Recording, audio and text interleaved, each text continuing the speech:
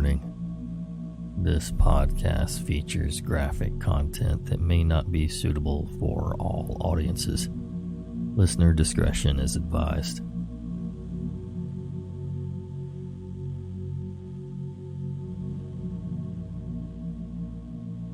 Hello again, Nightmare Society. Tonight, we're going to tell some peculiar and paranormal true horror stories. I hope you're ready. These are quite creepy.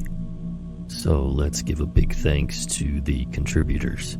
Anonymous, user ToughNo7566, user LankyPurple, user Navajo Joe, Anonymous, and user DarknessAbides.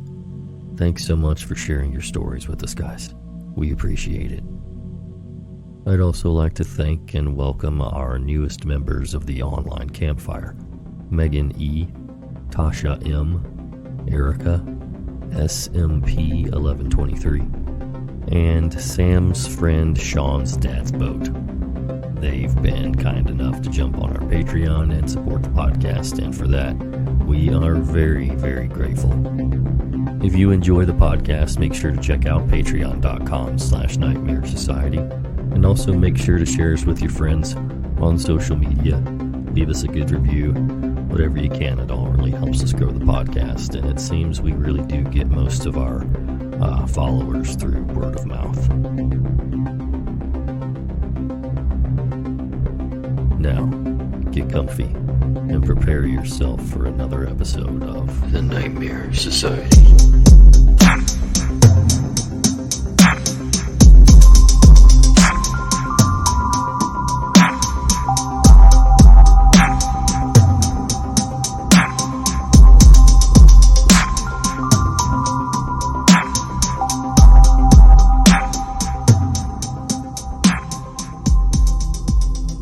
This happened about 10 years ago when I was 18 years old, living in the UK. At about 11 p.m., I was walking home from a friend's house one night, as I've done many times before.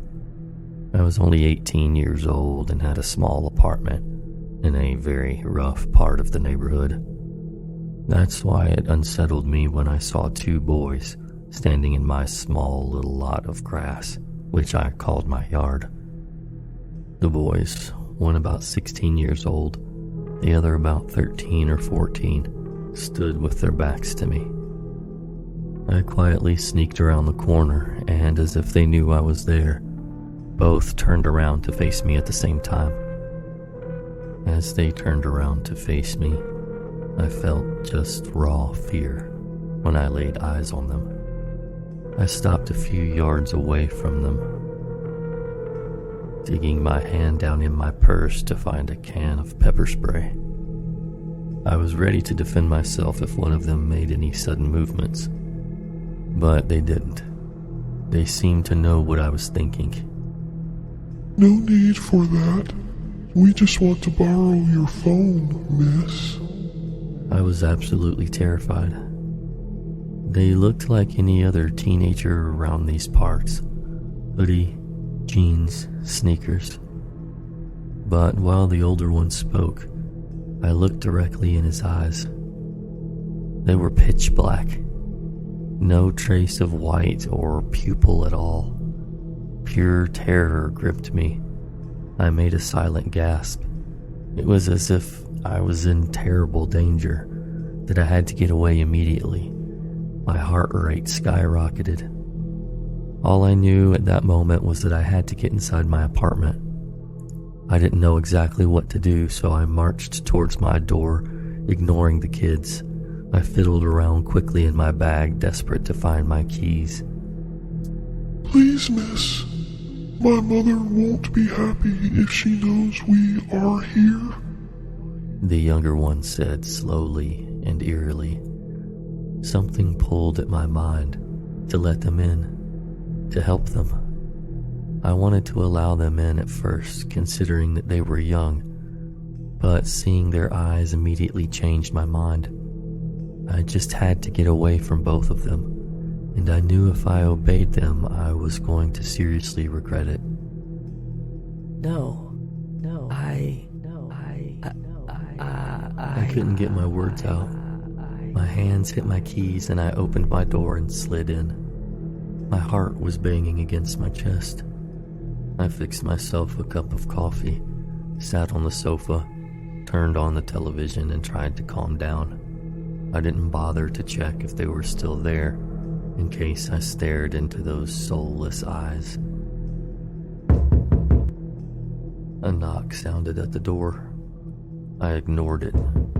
It knocked again. I was gripped with fear. I really felt like I was in serious danger. I got up and crept to the front door. Everything was quiet for a minute. Then 3 loud knocks. I nearly jumped out of my skin. Then I looked through the peephole and almost died. The kids' faces filled the peephole, both of them staring at me with those pitch black eyes. This horrid feeling of dread completely overwhelmed me. Miss, we won't hurt you. We promise. One of the boys said. Suddenly, rage washed over me. I flung open the door and demanded to know what they wanted. They just stood there, grinning at me, and then finally said, We want to use your phone. I semi-screamed no, and they immediately said, Just let us use the phone. Just let us use the phone. We won't hurt you. We have no weapons to hurt you with.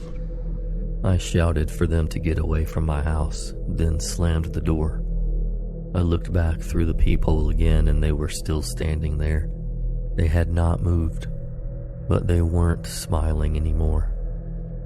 Cloaked in terror, I ran around my home, checking all the doors, all the locks, all the windows, and everything.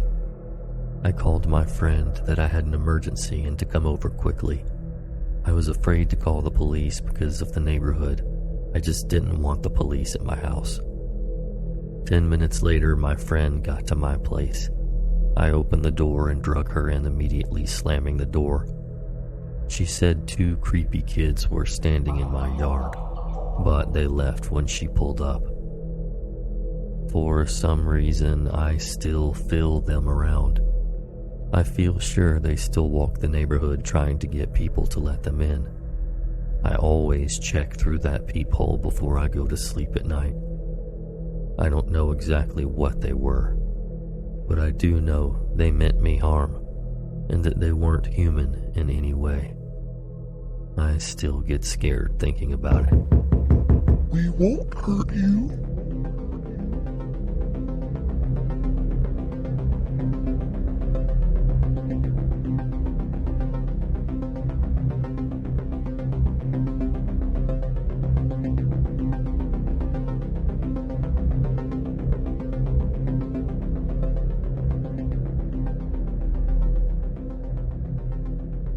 So I've been sitting on this story for 3 years, telling some close friends who respond with astonished looks and advise on mental health and think I'm completely insane. I recently joined this thread and I thought this would be a good place to finally put my experience to text and hopefully have some others share their experiences.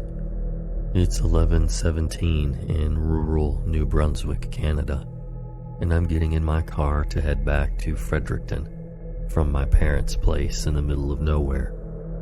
I had just finished up a small gig at a local fair, having had a beer or 2 at the show. So I'm just pulling out of my parents' driveway onto a dim country road going back to the city when I turned my high beams on to see a tall, lanky, completely black figure standing in the ditch on the right side of the road. I mean, this thing must have been 8 or 9 feet tall, absorbed all light, and had limbs no bigger around than a baguette. As soon as I saw it, it started to run up the ditch and across the road in a very fast, very strange, gliding kind of way. I slammed on the brakes and watched this thing run across the road and into a field on the other side of the road, towards some woods. I'm getting goosebumps writing this, but I could still see its silhouette speeding across the field in my neighbor's yard lights as it went into the black of the night. I stopped to shiver on the road for a moment before speeding up. I had no idea what I had just seen, so I called my mom to tell her I had just saw this tall alien-looking creature less than 100 meters from their home. She and my sister searched online what I had told them and came back with an article on the black stick man phenomena, which exactly fit what I had seen on this normal August night in New Brunswick. This experience really opened my mind to the paranormal, so for that I'm thankful. I was looking over my shoulder for weeks, afraid to go out at night, and I still feel unnerved thinking about it. I haven't seen anything like it since, but I have had some experiences with spirits growing up in what my whole family agrees is a haunted home.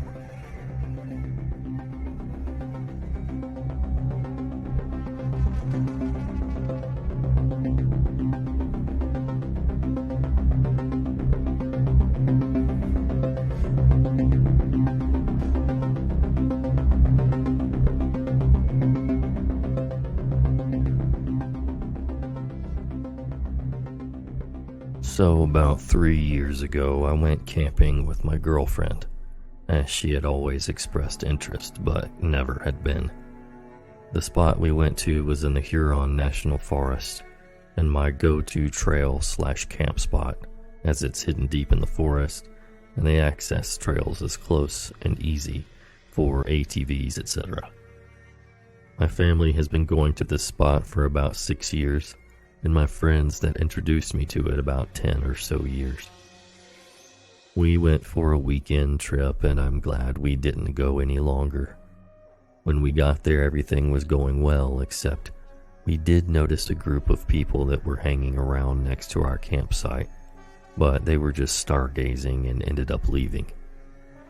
Then around midnight is when the weird stuff started to happen. At first it sounded like someone was laughing at us, but the laugh never ended and got very high-pitched and sounded as it kept going. After a while, we both got kind of scared and went into the tent to try and sleep. And then that's when the laugh/noise moved up higher and then started to circle the campsite. After a while of that happening, it just suddenly stopped and then started again around 3 a.m. When it started again, the fire was going out, so I went to stoke the fire with my shotgun in hand and turned on my flashlight to see if maybe I could see any coyotes or something around the campsite. But I didn't see anything or hear any movements below. This went on until 6 a.m. and then stopped suddenly, and finally we were able to get some rest. After we woke up, we checked around the campsite and didn't see anything out of the ordinary, so we packed up. Once we were all packed up and good to go, I went to start my vehicle, and it's completely dead. That really freaked us out, as I'm always paranoid about leaving things plugged in that killed the battery, and made sure everything was closed properly and unplugged. Yet somehow the battery still died. I was able to get a jump from a AAA. That phone call was hard to explain, and the lady who took it didn't believe me, but in the end we both laughed. After that happened, I told my friend who had showed me the campsite, and also has a cabin in the same forest, roughly 25 miles away from the campsite. I told him about what happened, and he got really freaked out. He told me about 2 incidents in which he had one at the campsite and one at his cabin. At the campsite, he stated that one night after we had all returned from trail riding and gone to bed, he stayed up to hang out by the fire and have a few drinks.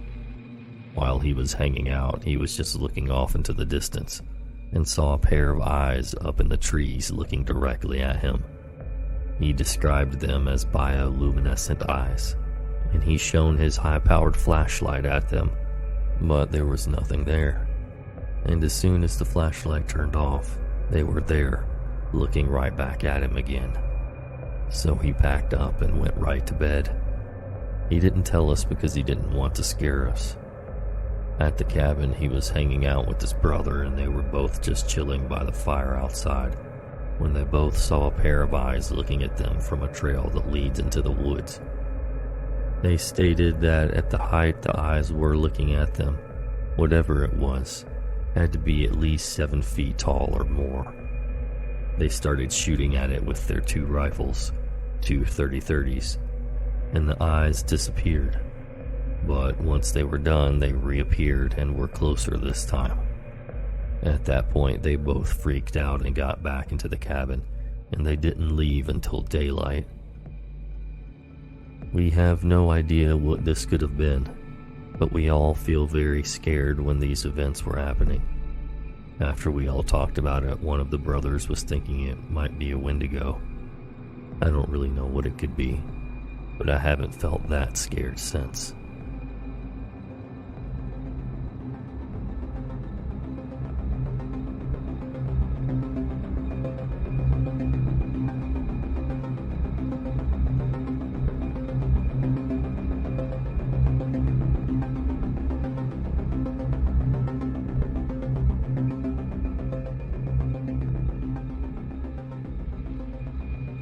I was a kid when this happened. My uncle and I were finishing up chopping and gathering firewood for my grandmother because it was getting dark. Driving back on a dirt road at about 30 miles per hour, give or take 5 miles per hour, I had this awful sense of being watched. Before I could turn to look out my window, my uncle quickly shouted, "Don't!" I completely froze. My heart felt like it was beating out of my chest, then completely stopped when I heard a on my window. My uncle sped up and was loudly praying in my native language. I didn't know what was going on and thought it was all over, until our truck suddenly dipped from the bed. My uncle then started saying, "Look at me. Do not turn away." over and over again. Then I heard it again, but from the window behind me. It was getting harder for me to breathe, and I wanted to cry. A minute or 2 passed and the truck dipped again. My uncle looked around and sighed. It was quiet besides the truck and the road. He looked at me and said, "We'll ask your father to do a prayer in the morning, so the evil will forget our faces." That's the general translation from Navajo to English. I remember curling up on the seat and just staring at the radio, watching the time, listening to my uncle sing an old prayer until we got to my grandmother's house. I spoke to my uncle recently because I had had a nightmare about it.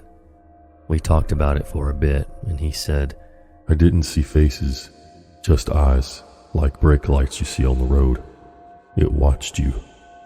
Before hanging up, I tried joking with him about it. I said, "Why didn't you just step on the brakes when it was in the back?" He didn't laugh at all. He just paused and said, "Because it wasn't alone."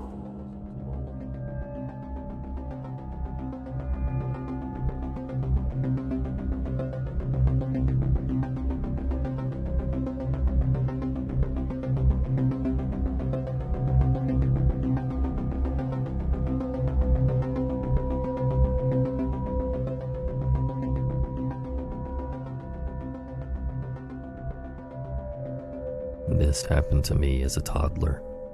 My family told me about this a few years ago. I was too young to really remember much, but there are some parts of the story I distinctly remember. Anyway, I had a nanny who took care of me. My mom's pregnancy took a toll on her, and she became really sick, so she had to get treatment abroad, while my first year was with my dad, sister, and nanny. When she came back, the same nanny was taking care of me. She stayed with us for a few years, up until I was in preschool. She and I were really close. like really close. I can remember her distinctly, and there are even images in our photo book of me and her. My mom says that I would not refer to her, my mom, as my mother, and I would stay away from her to be with my nanny. Also, my mom's illness made her emotionally really weak at the time, so apparently the nanny would tell me to ignore my mom, and she wouldn't let my sister be around me either. Also, I live in a country where labor is cheap, and having stay-in or full-time helpers is quite common. Anyway, I just remember being attached to her constantly.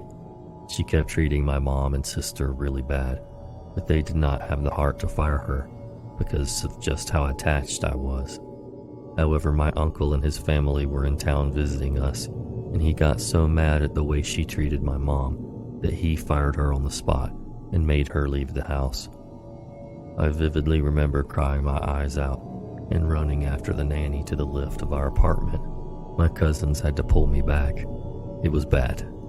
So the crazy part is that after that, my parents found a lemon with pins stuck in it and a phrase written in her native language on this piece of parchment paper in some room of our house. Anyway, we basically found out that she had been going to a shaman or a dark magic priest and casting spells like those, so I would forget who my mom was and think that the nanny was my mom in order to kidnap me and keep me as her own. Before you think I'm lying and this is one of those made-up posts we see, I live in an Asian country that has a large dark magic culture.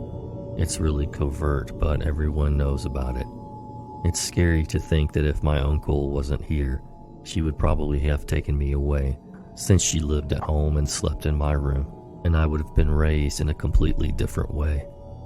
I feel bad because she probably felt like I was her son, but yeah, this was definitely not the way to go. So, strange nanny who performed a ritual in order to kidnap me. Let's not meet. If you want to read on what I'm talking about, just look up Dukun, D-U-K-U-N. That's the translation for shaman. Google it. You'll see what I'm talking about.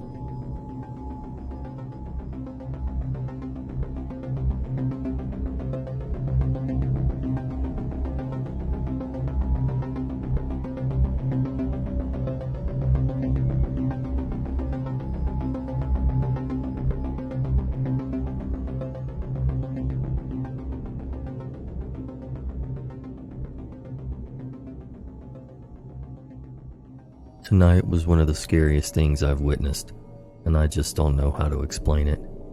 It's my second incident with the same thing, but this was far scarier than the first. So the first incident I didn't think much about, because it was April Fool's Day when husband and I were driving home from a friend's ranch. Out of the corner of my eye, I saw a flash of white as our lights illuminated something by the side of the road in an adjoining field. It looked like a stark, white, naked man, but he was running on hands and feet like an animal, going very fast and parallel to our car, but the opposite direction. We both saw it and were creeped out, but hell, it's April Fool's Day and we're in the middle of nowhere, rural Montana. People get bored and do stupid things and like to take opportunities to spook people. Halloween gets crazy here, so we figured some guy playing a prank. Then tonight happened. I went down the road to where the mailboxes for our street are. That's the rural road delivery setup where you have about 20 mailboxes at the end of a long country road. It's about 200 yards from our house, and the moon's out, so I figure I'll walk over and check the mail, see if my husband picked it up. When I get there, I find the neighbor not too far from our front door heading the same way on a walk, so we started talking and she accompanies me to the mailboxes. I take a peek in the box. Nothing. We continue chatting for a few minutes and then suddenly there's barking from several of the neighborhood dogs across from us. One at a time they start furiously snarling and barking, a few of them howling. My neighbor mentions that there must be coyotes roaming around again. Happens all the time. Nothing to worry about. Then one of the dogs starts howling in pain, almost screaming kind of. Something's not right, and we look at each other, both thinking the same thing. Time to nope out of there. We started walking back a bit briskly when she turns to glance over her shoulder for a second and stops. I turned around and see it as well. It looked like a rather skinny-ish but stone white man, but not a man, on his feet and hands like an animal. No hair that I could see. The light from my phone got him in the eyes for a second, and they shone for a second like a cat. There was blood down the front of his jaws. It all happened in maybe 2 or 3 seconds. Very fast.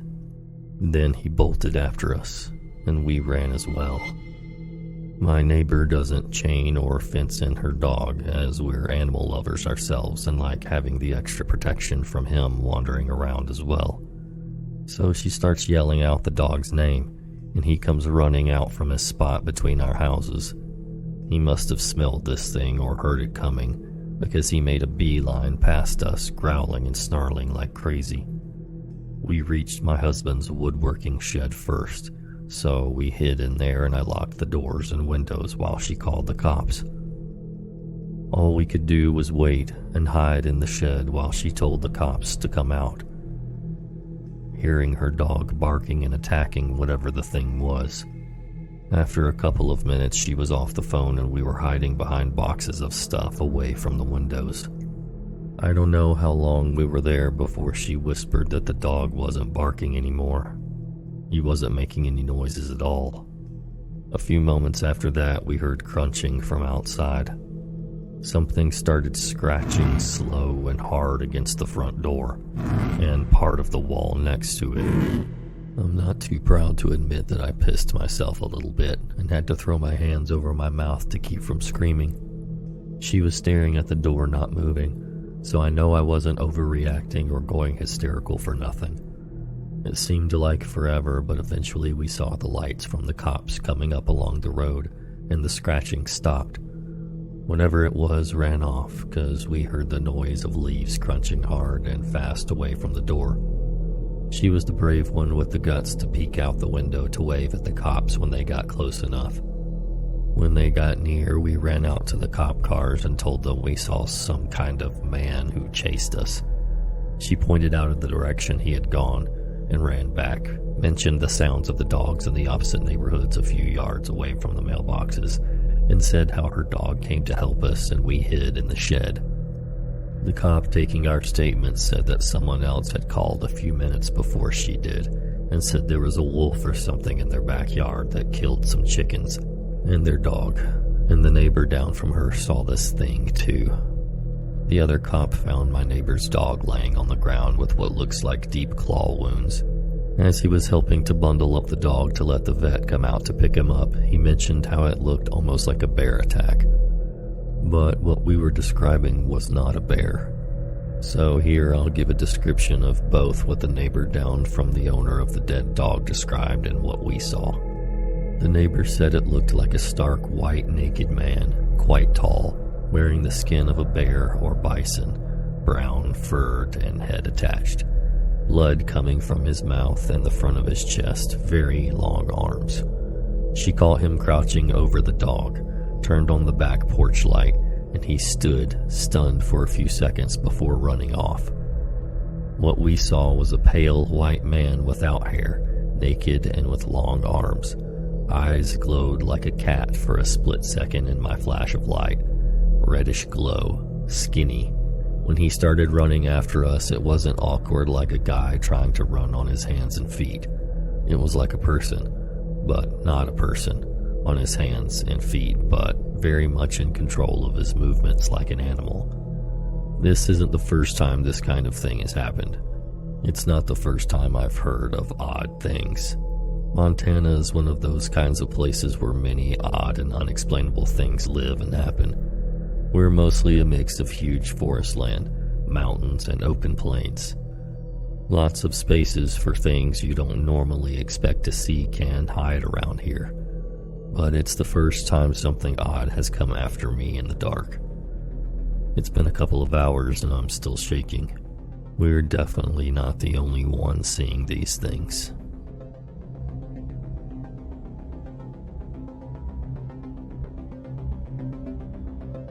Don't forget to share the podcast with your like-minded friends and family. Head over to Instagram and follow us at Nightmare Society Radio. And if you haven't already, make sure you subscribe to the podcast, as well as our YouTube channel. And if you like what you hear and you're able to leave a review, please do that as well. We very, very much appreciate it. Thank you so much for listening, and until next time. Sweet dreams.